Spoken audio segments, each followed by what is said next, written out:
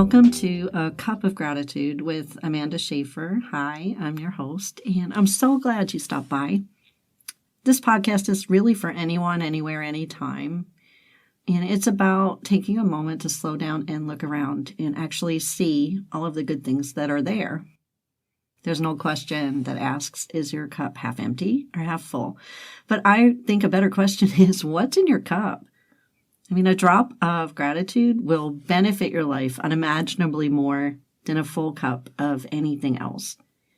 So let's settle in and take a look at how we can shift our focus and embrace the joy and the wonder of the life that we have. And once you start, you won't be able to stop seeing the good. And just like me, you won't be able to stop talking about it. And somehow that creates even more. Even in the midst of difficulty, even when it's really hard. Learn how to drink from a cup of gratitude. Welcome. Today we are speaking with Sarah Ward. She's a mother of 3 children who all experienced time in the NICU before coming home to thrive. She shares a passion for giving back to the NICU community and is doing so by raising awareness and encouraging families through her debut children's book, Our NICU Journey. She received a BS in Health Promotion and Behavior from the University of Georgia and a BS in Dental Hygiene from the Medical College of Georgia. She enjoys all things music, crafting, spending time with family and friends, and being outdoors. Sarah lives by the quote from Irma Bombeck stating, "When I stand before God at the end of my life, I would hope that I would not have a single bit of talent left and could say I used everything you gave me." And I love that quote. It's one of my favorites. And what an amazing thing to be able to say. At least we're trying, right? Welcome, right. Sarah. Hello. Thank you so much for having me, Amanda. I'm so looking forward to this. We've been trying for a while. Sometimes schedules and life just get in the way, but when you persevere, you can do anything. That's right. Let's do this. Let's do it. Okay. So I would like to start at the beginning. My favorite place to start is to ask, could you tell us a little bit about your childhood? Sure. I was very fortunate to grow up in a very happy and healthy environment. I had 2 present parents. My father was an electrical engineer and a manager at a nuclear power plant, and my mother worked in the school system. She was a parapro and a secretary. She was always close by, taking care of us and other kids. And got 2 older brothers who used to terrorize me as a child, but they are so wonderful and supportive now that we have grown up, and they always had my back and took care of me. They probably taught me more than they think that they did, but definitely taught me to stand up for myself and look out for me. But they were wonderful. We always spent time playing in the pool and hanging out outside. We were all little buddies. We rode bikes around the neighborhood. Grew up going to church every Sunday. And when we couldn't go to church, my parents made sure that we took time out of our day to, read the Bible and really reflect on that. And we were a happy, healthy family for the most part. Wow, that sounds like a wonderful childhood. They were the best. They still are the best. Yeah, not everyone has had that kind of experience. You certainly are fortunate. Yes. Now, definitely. you had told me during our pre-recording call that there was a point when the church that you were raised in actually split. Yeah. Could you share about that experience? Like, what was that like for you? Sure. So I was middle school age going into high school, and we were involved in the youth group. So we were kind of caught off guard a bit. It's not something that anybody really expects or plans for. It was definitely an eye-opening experience to see not only Christians, but people that you knew and grew up with having a conflict that they could not resolve. Yeah. I think it all stemmed from, we had a minister who we all loved, and he got called to move.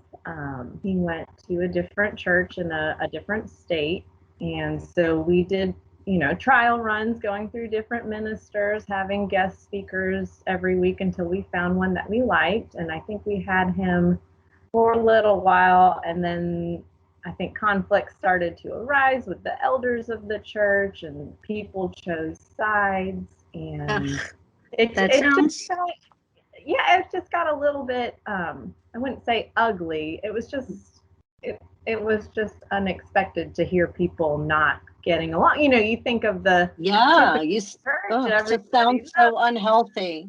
Yeah, everybody loves each other. We all get along, and to hear that, they were struggling, as a kid, you think, well, wait a second, what's going on? I don't understand why they can't compromise and get through this. So it definitely, I think, was a growing experience for us to see that, it's important to stick to your beliefs, and not everybody believes the exact same thing, and that's okay. And it's okay to disagree and kind of go different directions. So half of the church ended up leaving, and we went to a different location. We stuck with our youth minister who we had grown up with. And we started a church. Our church started, they bought an old child care facility. And we had a lot of work days where we repainted and fixed walls. And, we kind of really had to start from scratch. And it was wonderful for us to see. And they kept, a church is not a building. Amen. But it really isn't.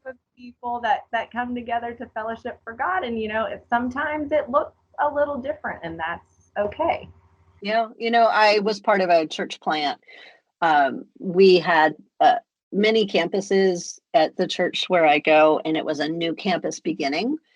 So we had the stability of the main frame of the church, but we were off on our own, and we were at maybe 5 different places, and setting up, tearing down, putting things in a truck, taking them out, other places painting walls and hanging things. And it's definitely not a building. As a matter of fact, one of my favorite things was there was a period of time we were using a hotel kind of banquet room. Right. And there were some dates that they could not have us on a Sunday that had just been booked out 4 years before we got there. Right. So we ended up doing what my pastor called away games. And one time we were at a swim club, another time we were at a park, another time, and we actually gained new people to join the church during these times because they were amazed that we could just pick up and have church anywhere. And it really taught my son, who was with me at the time, that, he didn't want to just show up for church and sit in the seat. He wanted to be part of setting it up so others could come and enjoy, which was really cool. So I have a camaraderie with you in that. There was something really awesome about knowing that you can have church anywhere. Yeah, it's really it's an eye-opening experience. You really don't expect it, and it's amazing what God does through a situation like that. Yeah, and I mean, when I've been on mission to Africa, they had church in a building that they were starting to build, but when they broke up into the little learning groups before the main sermon, the women went out to the cornfield, the kids went out in front, the men stayed inside. You didn't need a building. Right. And their church lasted for 3 hours. Oh, wow. That's amazing. Oh, amazing. The most thankful, grateful people I've ever met in my life. They had so little, and they were thankful for every little bit they had. It's just amazing to see what God can do when people get together and they go to serve Him. That's right. Now, because of all this work, you had told me that by the end of college, you began to feel a little burnt out. What do you think that was? I think a lot of it was, so I was in college, and I had a full load in classes. I had 2 part-time jobs. I did marching band. I did praise band at our campus ministry and leadership and creative group and trying to have a social life on top of that. I think personally I took on too much. I was that person that had trouble saying no. And I didn't really take time out for myself to just kind of fill my own cup before I could help others. And I think can we put a pin right there? Sure. I hate to interrupt, but that is so important. That is so important. Not only learning to say no, but filling your own cup before you try to serve others. What a powerful thing to say, because I don't think we realize it until we have an empty cup and we try. Right. Especially as a mom, I'm learning that too. I have to learn to say, I can't do this. I need help. And it's very difficult. It's a humbling experience, but it's difficult for sure. Yeah. Well, I mean, even just reading the list of things that you were doing, it felt like burnout. So you learned early on that you had to learn how to say no. And it sounds like as a mom, especially of 3 children, all of whom have been in the NICU, and some of the things you're going to share with everyone, you have to learn priorities, but you have to take care of yourself first. Right. What's that story from the airplane where the mask drops down for oxygen and they say, nope, mom, put it on yourself first, because if you pass out, you can't take care of the kids. Yes. And it's really difficult to do, especially when you get into the rhythm of, I have to be here. I need to get there. You've got your schedule full and everything's planned out and people are depending on you. And, I can't not show up and I can't not be there. But at the same time, you got to learn to delegate. And it's a learning experience. I did it to myself. I realize that now. But don't we all? We all do it to ourselves. But I think to step back and reflect and go, oh, you really need to reprioritize certain things and make sure that you're doing them for the right reasons. That's right. Think it's important as well. That's right. What do you think God was teaching you about prioritizing and about what's important in your life at that time? I believe he was telling me to slow down. I feel like this is a common theme in my life. You need to slow down, Sarah, and you need to take each day as it comes, and you really just need to focus on what's happening now and stop worrying about what happened yesterday and what's going to happen tomorrow. You really need to just focus. And I think that was a big wake-up call for me. Yeah. What are some ways that you do that now in your life? What are things that help you be present? So I will personally get stressed out on myself. I'm a little OCD and I like things a certain way. And so my husband is amazing. He's such a great support system. And so when he gets home, when we're done eating, he's like, go do your thing, Sarah. So I will go for a walk or a jog around the neighborhood. And that is just my time to just not think about anything and let out my stress and just have a little bit of me time. That's really has become an important thing for me. That's awesome. I had seen an old cartoon, but I think it was based on reality, of a woman back in like the 1950s, right? And she had all these kids all around her, and she's like, wait a minute, mama needs her time. And she took her apron and threw it over her head. And that was her quiet time.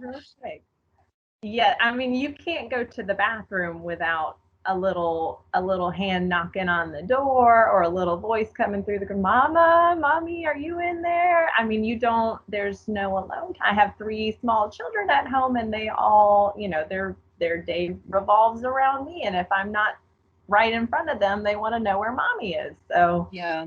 Trying to get even just a moment of space is difficult, but I think it's really important. Yeah. Now, what did you learn about rebuilding and starting over when y'all had the church split? Well, the nice thing is we got to know each other very quickly. Yeah. Members of the, of our church, we were, I wouldn't say a huge church, but we were pretty large, in the 200, couple hundred people. So you didn't exactly talk to everybody every week. But starting over, you built relationships.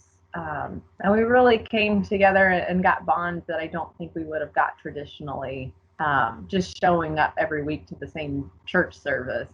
Yeah.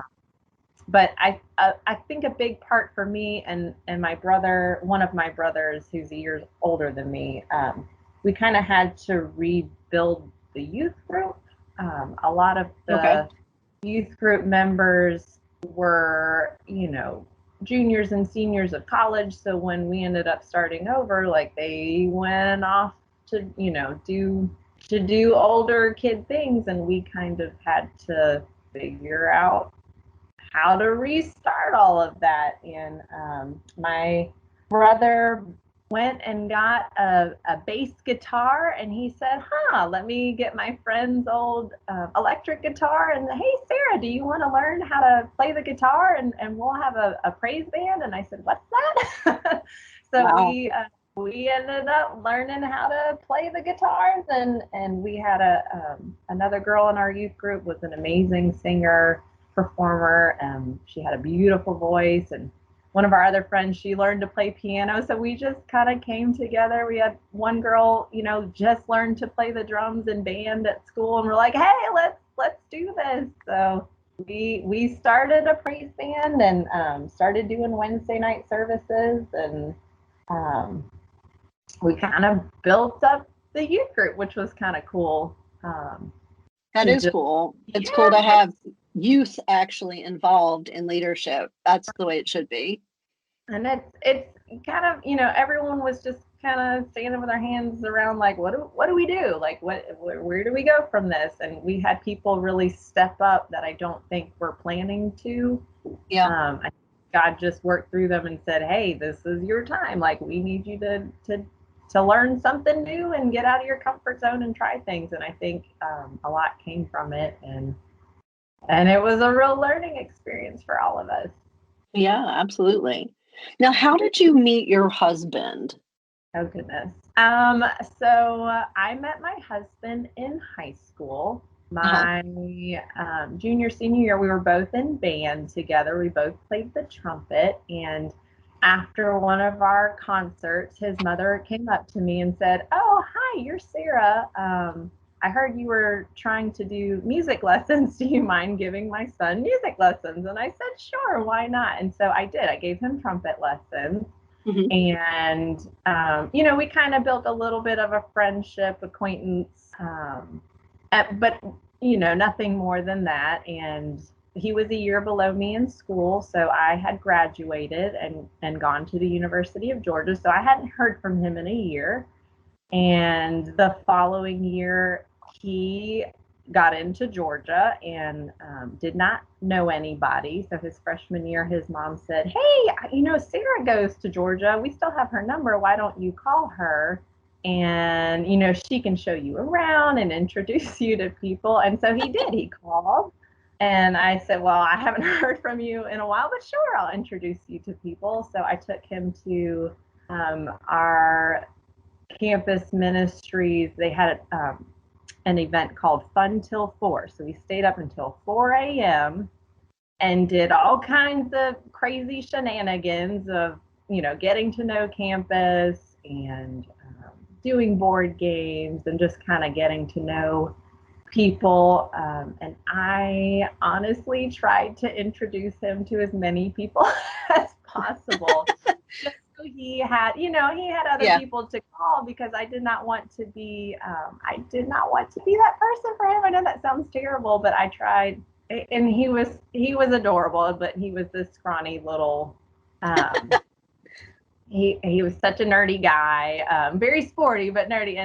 But he was very persistent, and he would call all the time. He'd call every day. Hey, Sarah, when are we going to hang out? Hey, when are we going to do this? And I said, oh no, let's introduce you to even more people. So,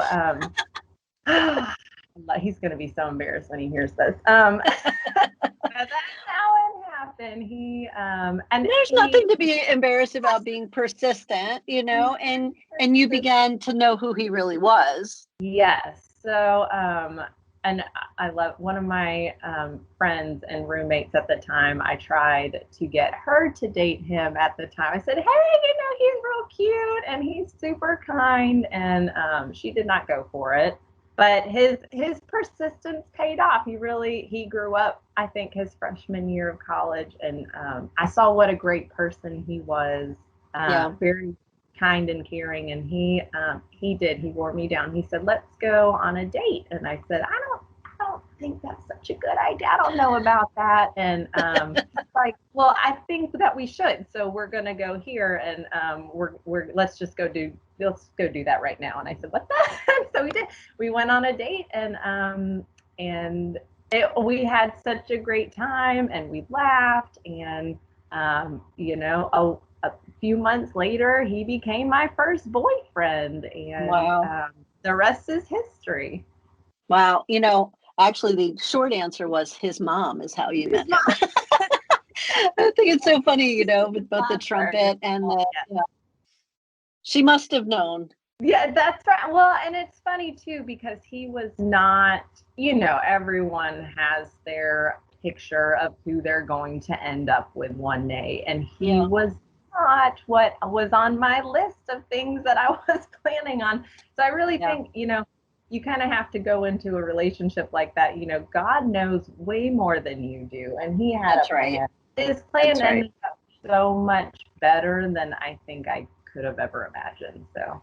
Well, yeah, I mean, we come up with who we think would be best. I mean, my daughter and her husband are probably a really good example, because all through, once she was a Christian and accepted Jesus and was born again, she was very serious about not dating anyone who was not all the things that the Bible said she needed. And she also had a list in the front of those things and list in the back of her Bible of all the things that she should be.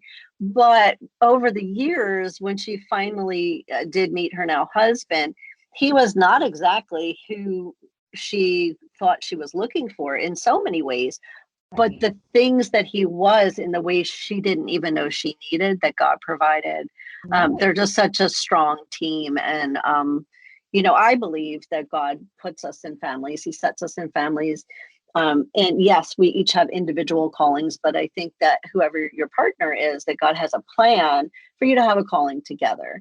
And so actually, as your story has unfolded, that's exactly what you guys are doing. Literally wrote a story and are putting it out there together. So God always knows better, right? He really does. And it's amazing too. And it's funny that you say that, because I feel like I'm not the same person either. He really he's changed me, and I think for the better. I think it's important to find a relationship where you both benefit from it and you both grow from it, and you make each other the best person that you can be. And I think that's all part of his plan. He knows what's best for you before you even do, and it's just amazing to see where it takes you. Yeah, absolutely. So you eventually got pregnant with twins. What was that pregnancy like for you? It was awful. Okay. We had tried for a while to get pregnant, and it was frustrating because it did not happen as quickly as we thought we did, which was interesting. You think, we waited until we got married and we did everything the way we were supposed to, and then we had some time, and then we wanted to have kids, and it didn't happen right away, so it was frustrating. So when we finally did get pregnant and we found out that there was two, we just were filled with joy, and it was exciting and a little scary, but the pregnancy itself was terrible. I was sick all the time. I mean, debilitating morning sickness. I threw up every day. Even after they gave me medication, I still had the really bad morning sickness and the exhaustion, and I had a lot of weight gain, and I was a dental hygienist, and I was working in in our clinic, and you can only do so much to hide your nausea when you're working in someone's mouth, and you've got Oh all my these gosh. sounds. So my my boss and my coworkers were so supportive, and they were so wonderful. But I had to book it down the hallway and find the nearest trash can or bathroom, because it was rough. It was a rough. Wow. The whole time was just not. They say your second trimester is supposed to be better, and it got a little bit better, but that morning sickness stuck with me the whole time. Oh, wow. That sounds really difficult.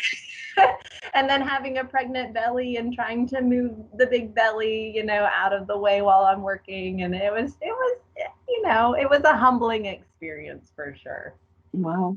Now, you had to go to the hospital early and you ended up in the NICU. Like, can you share the experience? You have this idea in your head of what being pregnant is going to be like, and that wasn't really what it was like. And then you have this idea in your head about what giving birth is going to be like, and when it's going to be, and then none of that really turned out the way you expected. Right. It's scary. So I had woken up one morning and I was getting ready for work. I was 28 weeks pregnant. Mm-hmm. And I just didn't feel good, and I ended up having some bleeding, which was not uncommon with pregnancies and multiples. Sometimes I guess with the pressure of your children on certain places, it's not Mm-hmm. uncommon. So I just laid back in bed. I called my boss, and my boss was a former nurse, and she said, stay home, do what you got to do, and just let us know how you're feeling later. And I kept feeling bad, and my husband was like, I think we need to go in. And I'm one of those people, I'm fine, it'll be fine. He's like, I think we need to go in. So he did. He drove me to the hospital. Our clinic hadn't opened yet, so we had to go to the triage. Mm-hmm. And we walked in, and they said, why are you here? And I'm like, I just don't feel good. Something's not right. I'm not sure what's going on. They just kind of looked at us like, okay, let's find out what's going on. And so they did. And we had, the baby monitors. They had to find the heartbeats, and everything was fine. And we had a doctor come in, and they said, well, you're kind of starting to dilate. And I said, what's that? And they said, we need to, we kind of need to get you into another room. We're probably going to have to keep you here for a while, just to make sure that we can keep them in. And so, hearing that was a little scary. I just thought, maybe I overdid it a little bit. I was working too hard. I need to take a break. And for them to say, well, they might come a little bit earlier was unexpected. It was scary. And so they went to put us in the next room, and we got in the next room, and they said, well, you're really starting to dilate. Like, we need to start giving you some medication. Their lungs aren't really developed at this point, so we need to give you something just in case. So they give you magnesium sulfate, which feels like you're on fire when they give it to you. And yeah, it's a very uncomfortable feeling. And they gave me some steroids, and the doctor, they kept coming back in to check, thankfully, and they said, well, you're like fully dilated, like we got to find the heartbeats, and things weren't going right. And they said, I'm sorry, I know we just told you we were going to wait, but we have to go get them out right now. And I said, what's that? And I looked at my husband, and he turned green. I've never seen somebody physically turn green before. And he said, I need to I'm going to go make a phone call real quick. And I was like, what's that? Wow. And so they told, we got to put an IV in. We're going to have the anesthesiologist come talk to you real quick. And he walked in the door, and the doctor said, we don't have time for this. We got to get you to the emergency room. So they took me. I mean, it was one of those like running down the hallway situations. And they got me in there, and they said, I'm sorry, we don't have time for all this other stuff. We got to give you a spinal epidural. And I said, what's that? And they said, we have to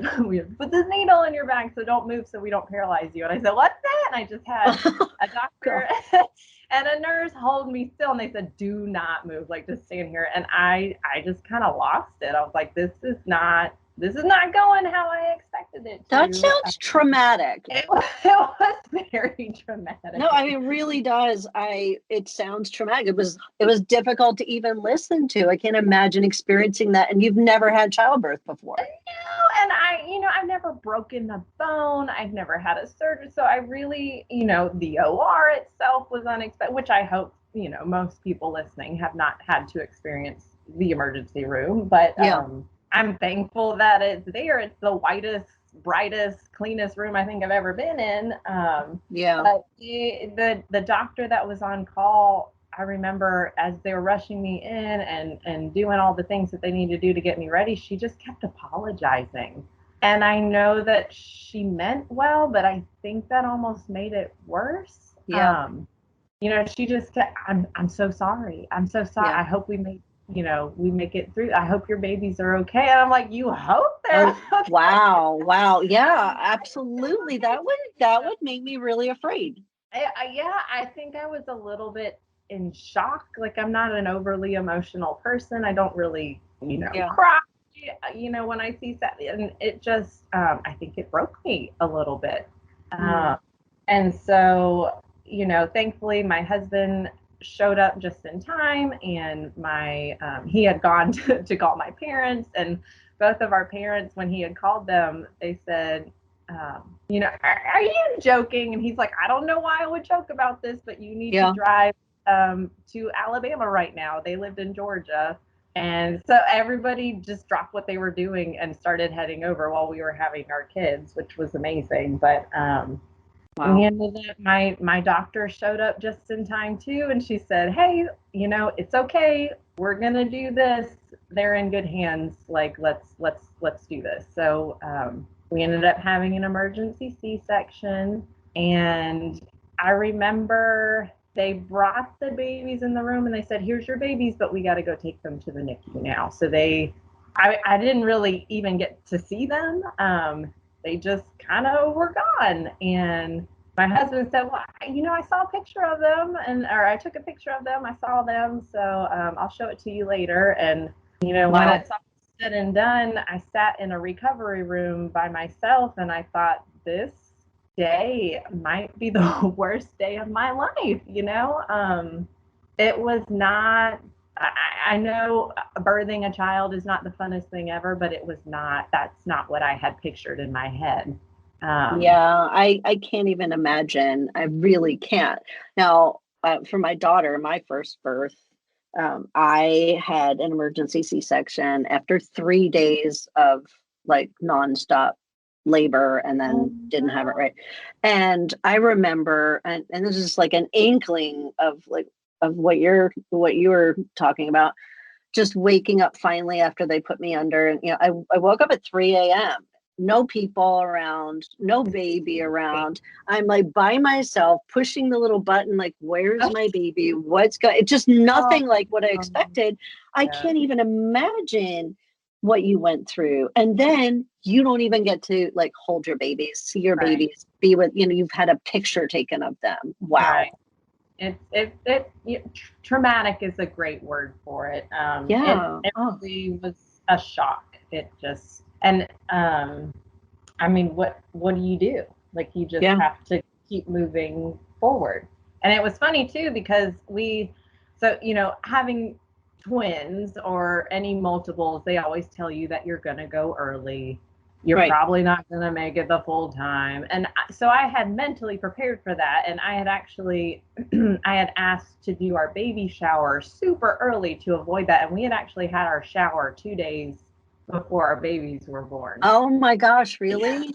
Wow. All of our friends were like, "We just had your shower. What do you mean you had your babies?" And I'm like, they're here. I don't know what to tell you. So all of our things were, packed up in a room. They were still in their gift bags. We hadn't even gone through things. Oh my gosh. Your husband must have been beside himself, because he was probably the one that had to go put all that stuff together. He did, but thankfully he's so OCD. It is like, that was his thing. Like, I think that helped him feel productive. But he didn't know what half of it was, but He's like, I don't know. I don't understand what this is. I'm like, just don't worry about it. Just, we don't need that right now. So, but Wow. yeah, it was very scary. It's just a scary It situation. sounds like it. What was trying to bond with your girls like at that time? Um, it was difficult. It was, it felt very cold. Um, Mm-hmm. because you're looking at your baby through, through glass. So it's, Yeah. you can't hold them. You have to super scrub your hands, and you kind of put your finger through a hole, or you can hold their hand, or kind of tap their head. It almost felt like you were visiting like a pet. You couldn't hold it, you couldn't see it, you couldn't feel it, and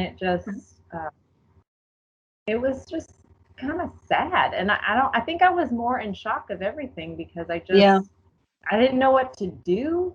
And It so sounds surreal. Like, it was you very, know, that, like, did you really feel like you had babies? It yeah, just seems like you didn't get any of the bonding part that kind of helps you get through the shock of childbirth.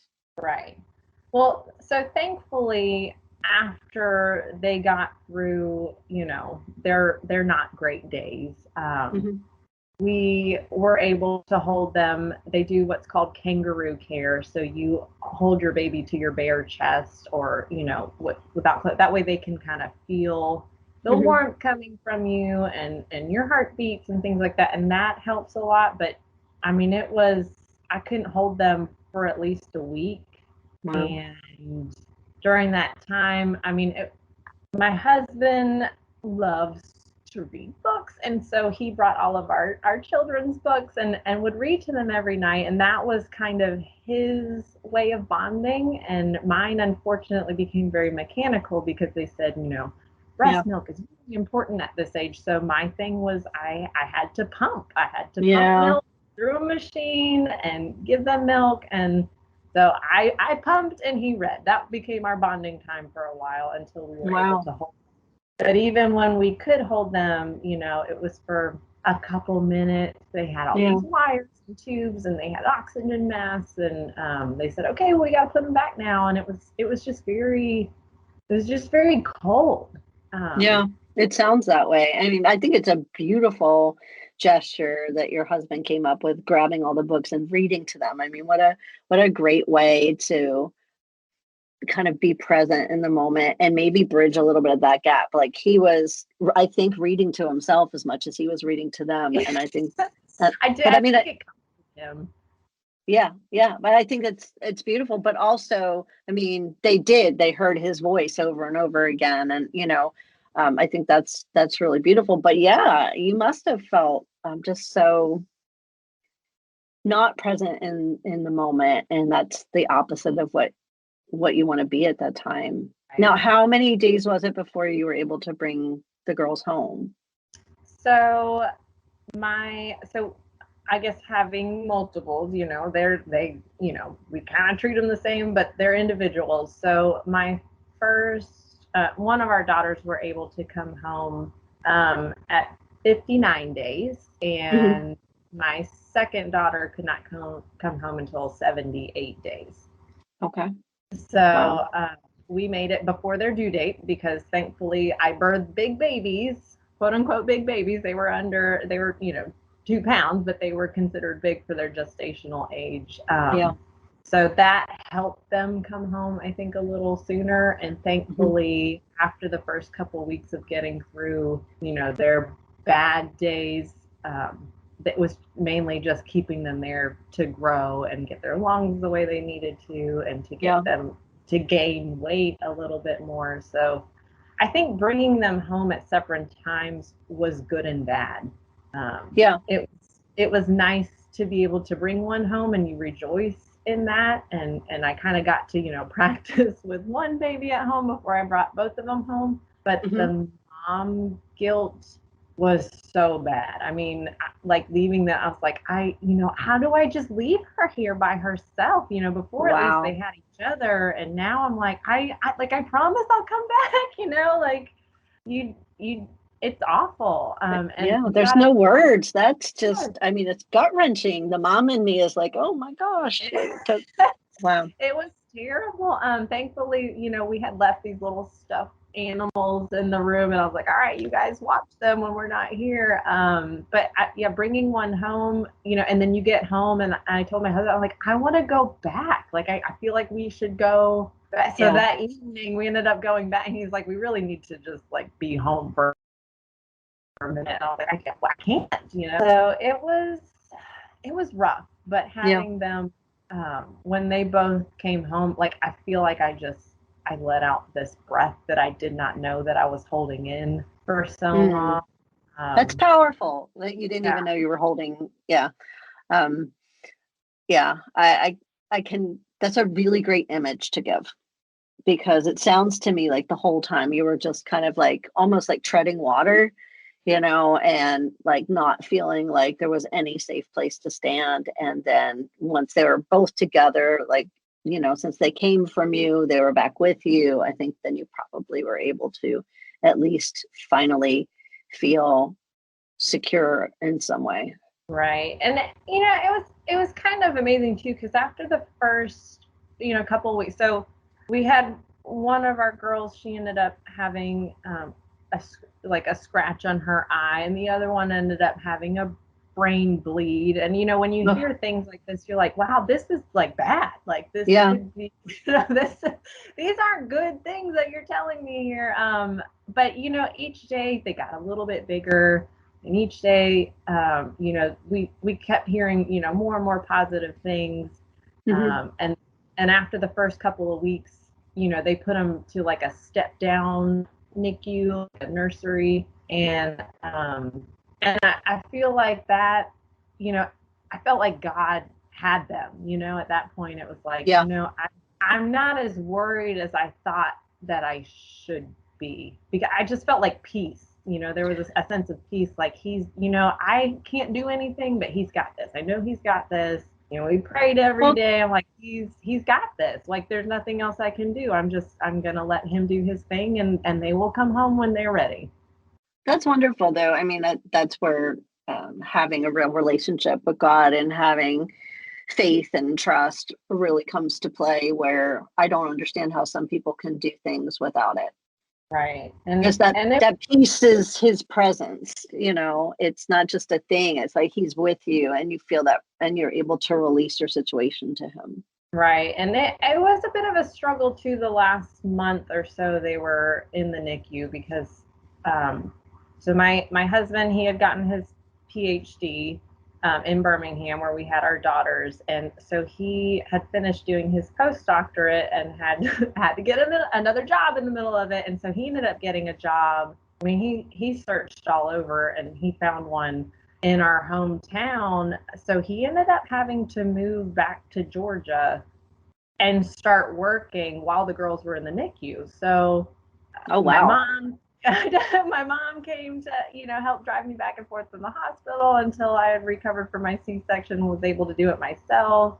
And I feel like I really needed God's strength. And it was amazing just to feel like he had it. I didn't think I would feel that way after everything that happened, but he did. He took care of everything. That's awesome. Now, later on in your life, your son was born at 37 weeks. I mean, and he had been whisked away for some tests right after, and then they didn't bring him back. Like, he ended up in the NICU as well. I mean, how'd you feel at that time? And that must have been like, I mean, it almost feels like I would have had PTSD over all of this. I mean, so yes, that's a real thing. And I was so, I just felt defeated. I really felt like I got gypped. Like I was like, we did it. Like, we made it this far. I got a big fat chunky baby out of it. And when they didn't bring him back, I'm like, what do you mean? Like, he's not coming back? They're like, we had to put him in the NICU. He's got a feeding tube. He's on oxygen. And I was like, what are you talking about? Like, he was fine. And, he wasn't fine. And so, and at that point, I had to have a little come to Jesus moment, like, God, we did it right this time. Like, we were supposed to have him home. and so, but we did it. And Mhm. I didn't really tell anybody at the time, but I kind of felt like a failure. Like I didn't get it. Like this was my chance to get it right, and I Wow. still didn't get it right, But Why do you think you took that on as like your personal thing? Like it was out of your control. totally out of my control. And I don't know. I don't know. It just, I think you think all kinds of things, and my expectations were, obviously not reality. But Yeah. I was able to hold him after I gave birth to him, and I think in that moment I just thought, we're okay. We did it. I got to hold my kid, like we're good. And then when he didn't come back, I was like, come on, like I didn't mess him up already. Like he should be Wow. fine. And what can you do? But you pray about it, and God had him, and he was going to Yeah. be okay. But it was painful to go home empty-handed again.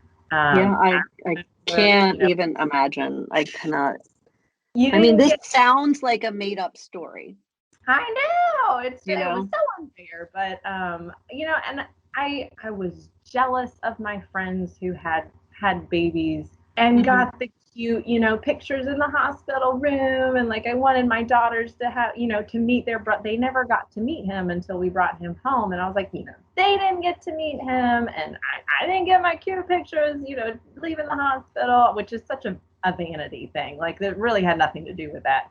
No, it's what you expected. You had all these things you held in your heart and you didn't get them the first time around. And you're like, okay, well, I'm pregnant again and I've gone my pretty much full term and I'm going to have that. And then it kind of got yanked away again. So I could totally see, I mean, you're just being honest, I think, Right. you know?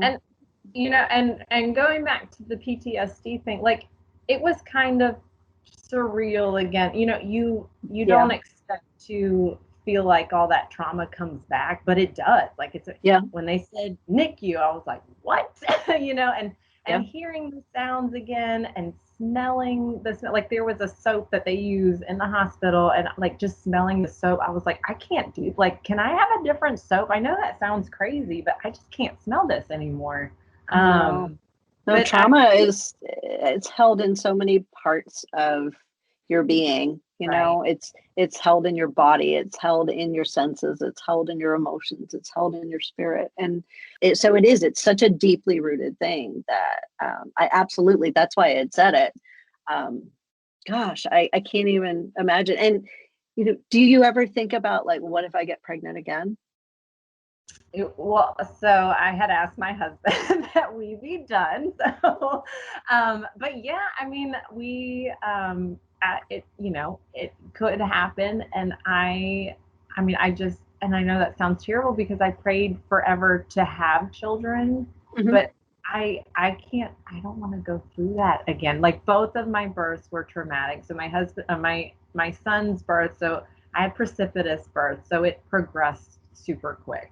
Hmm. You walked in the hospital, like, hey, we're ready to have this kid, not a big deal. And I was supposed to have a scheduled C-section. And then, he went from being a centimeter dilated to being fully dilated in no time. And Wow. having to run down the hallway again and, having nurses screaming at each other, like, we got to do this. And it just, I don't want to do that again. Yeah. I think I have been scarred by both my labor, delivery, and afterwards.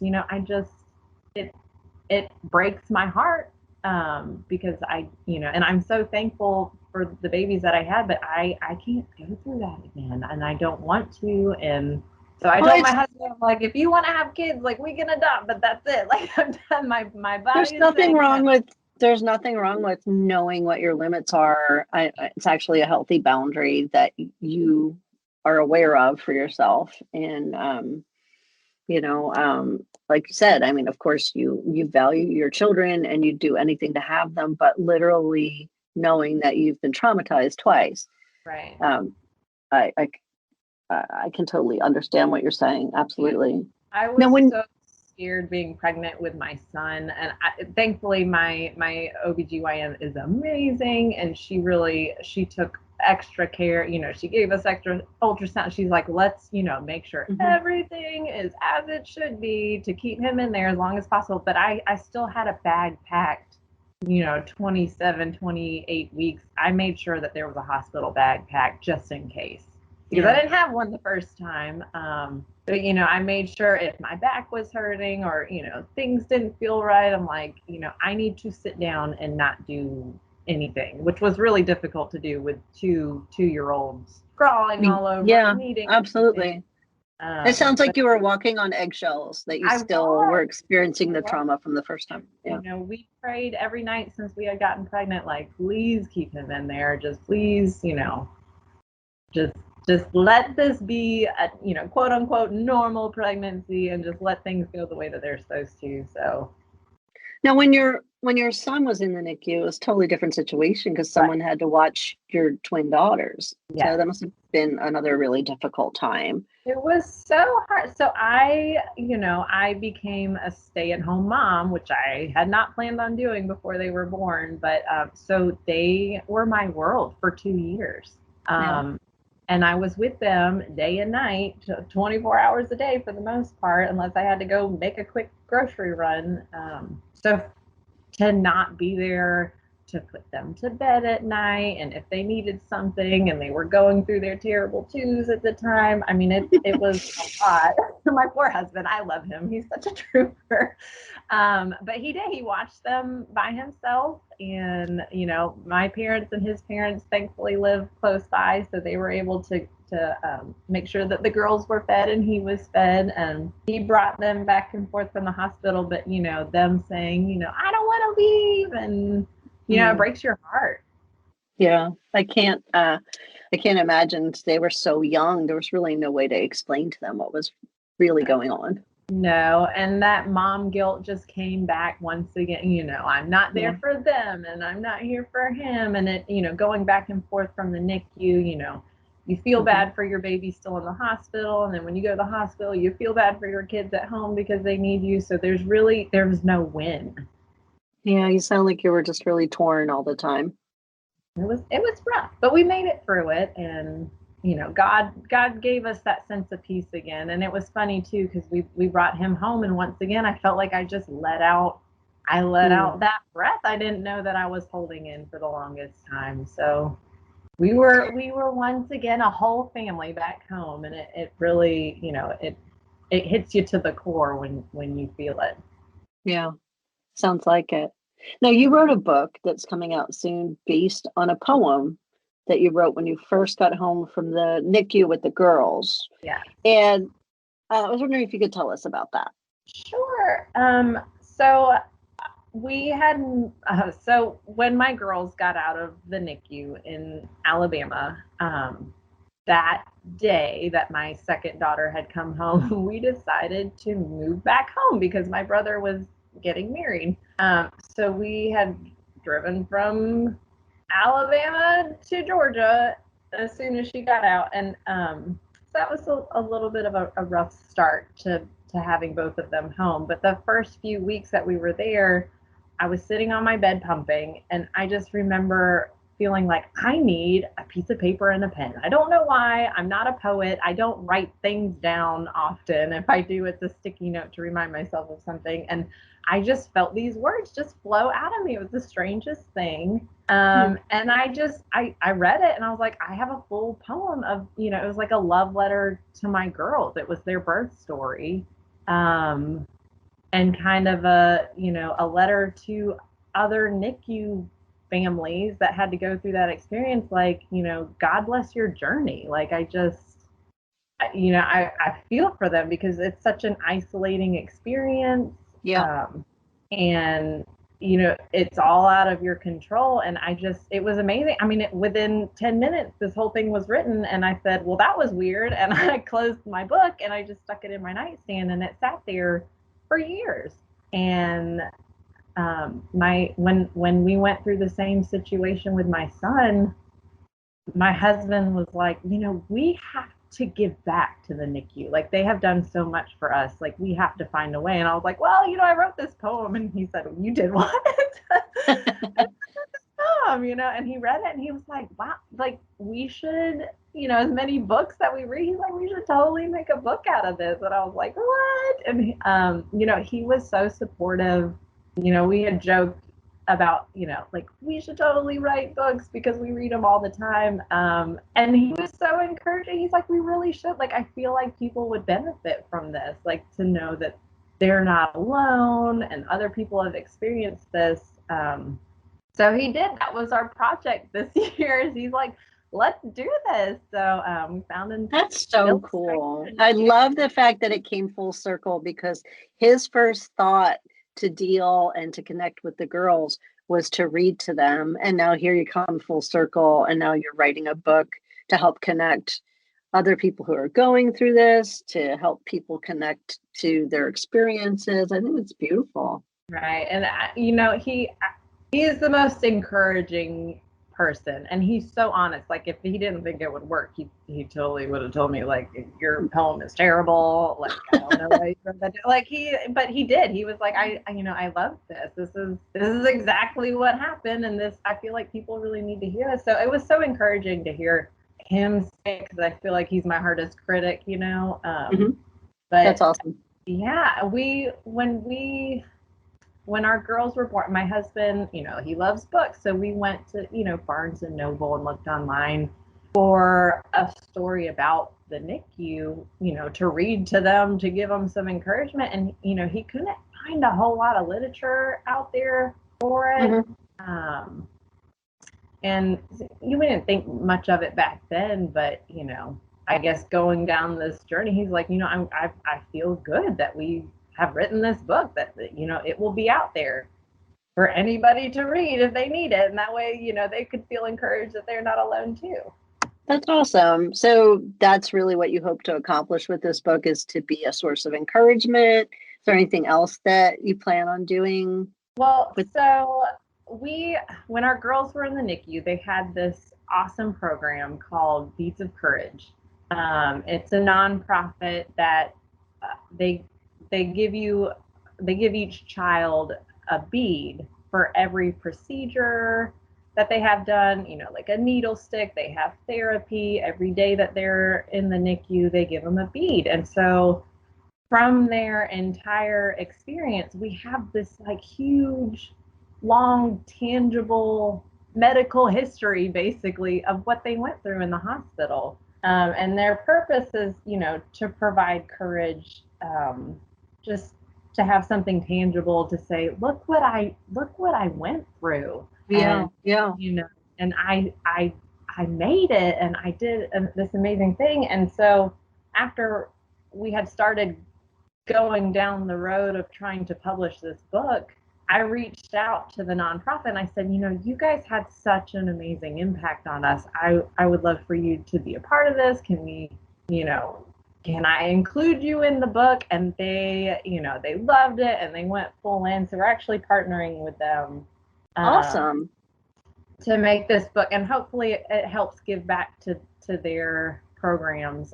They have more than just a NICU program. They have it for the PICU or cardiac issues or cancer or burn victims and chronic illnesses. So they're an amazing program, and I hope that it helps children and teenagers that have to go through other situations. It just, any little bit, I think, helps.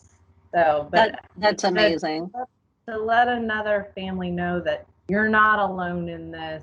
There are other people out there for you, and don't feel bad to reach out. And I just think it's so important to not feel like you're alone in things. Absolutely. I think that's awesome. Now, you had told me that there is like an actual NICU community, and that you had experiences with them. And what was your experience with that community? So there's quite a few. So, March of Dimes is there for you if you need help while you're in the NICU. But, the online community, there's so many that you can reach out to. There's Facebook groups that you can be a part of.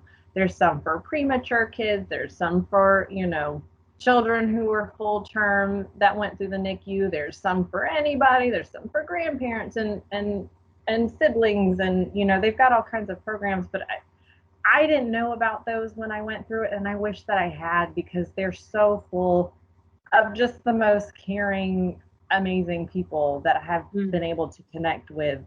They're willing to share their stories and say, you're not alone in this. Every day somebody posts, my child was born at this age, or my child's going through this, and please show me your success stories so I know that we're going to be okay. And it's just amazing to see how many people respond to it and say, we went through this. This is what happened in our case. We're here to pray for you. And it's just, they're full of amazing people.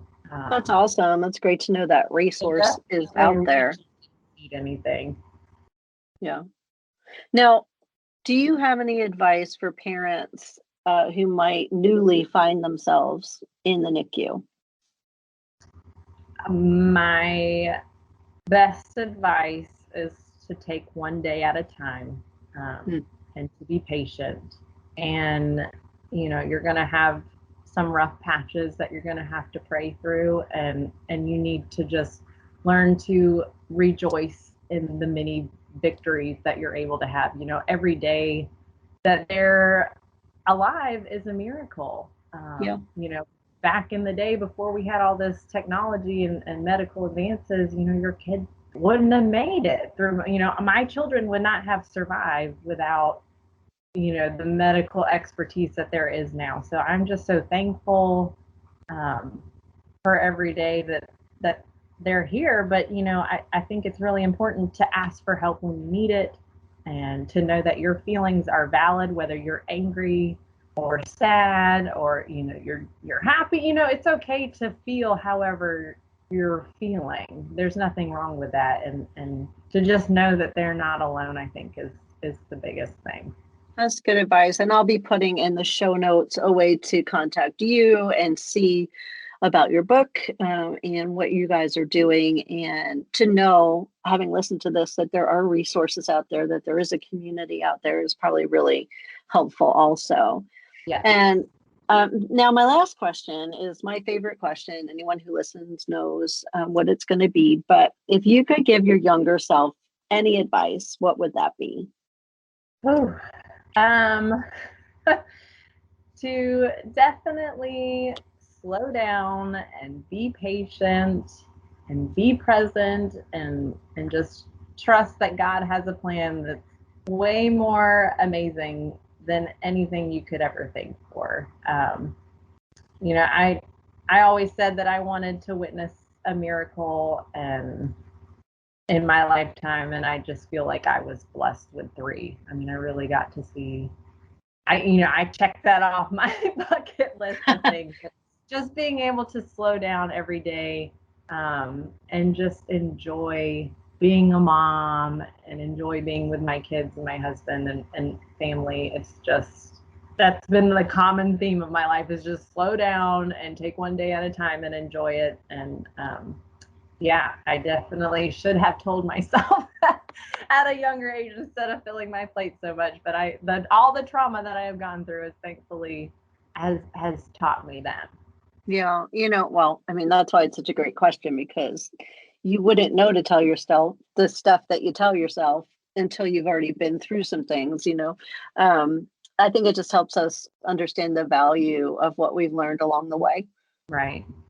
But hopefully somebody listening maybe can take the advice early on and save themselves some trouble. I hope so. For sure. Well, Sarah, for all the times that we had to rearrange this recording and all the different things we've been through trying to get it done, I'm certainly glad. So thankful that you were able to spend some time with us, and I'm grateful for your story, and that you guys weren't content to just have made it through and have your own little family, but that you wanted to give back. I think that's a beautiful thing. And I'll be following along to see how the book does. And I'm grateful to add you to our podcast family.